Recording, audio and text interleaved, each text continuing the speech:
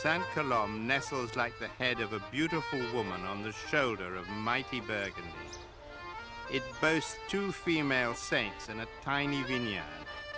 There are so many saints' names everywhere in France that hardly anyone knows who they all were. Ste Colombe was a young Spanish nun who, when her nunnery was overrun by Moors, had her head chopped off because she told the invaders they'd got it all wrong and Muhammad was a false prophet. St. Barbara has an even sadder story. Her wicked father locked her up in a tower for being too beautiful.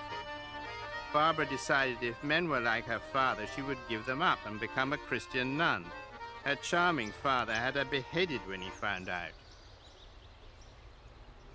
Otherwise, village life is remarkably peaceful.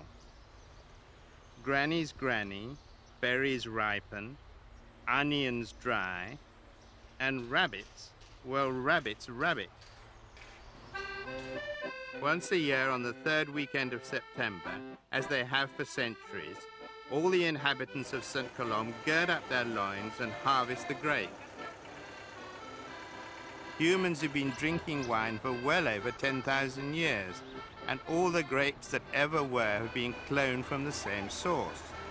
Wine has always been thought of as safer than water.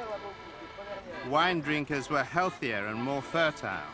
The immortal W.C. Fields, when confronted with the offer of a glass of water, remarked, bristling with outrage, "Water, fishes in it." The man in the red coat and the black fedora is none other than the king of the coq au vin, Christian Bouy, who lives in the village. Today he's playing the plantation owner, encouraging his troops. Wine inspires poets, lovers, musicians, and just about anyone whose soul veers towards the romantic side of the canal.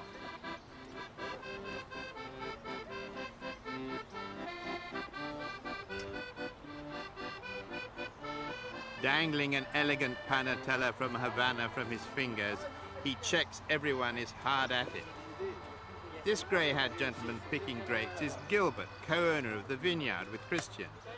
Gilbert's not afraid of getting his hands dirty. Christian told me that these white grapes belong to Gilbert. These grapes are stripped from their stalks and pressed straight away. Then the juice is put into a barrel to ferment.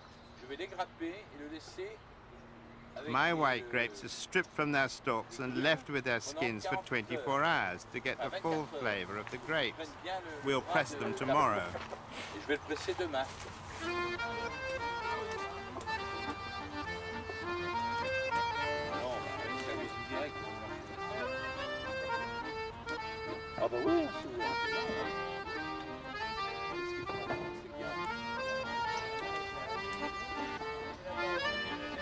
I'm always amazed that a bunch of these little fellows could bring so much pleasure, and if taken in excess, so much hangover. All morning long, Christian exhorts the boys, adopting the time-honored "you heave, I'll grunt" stance of the boss man.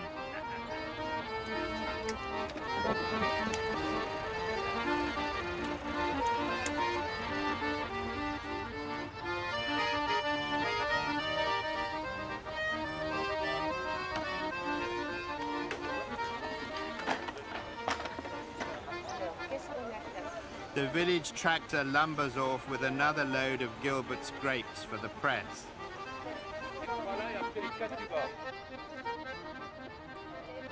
Gilbert's grandchildren, Victor and Alice, help their grandfather harvest his grapes.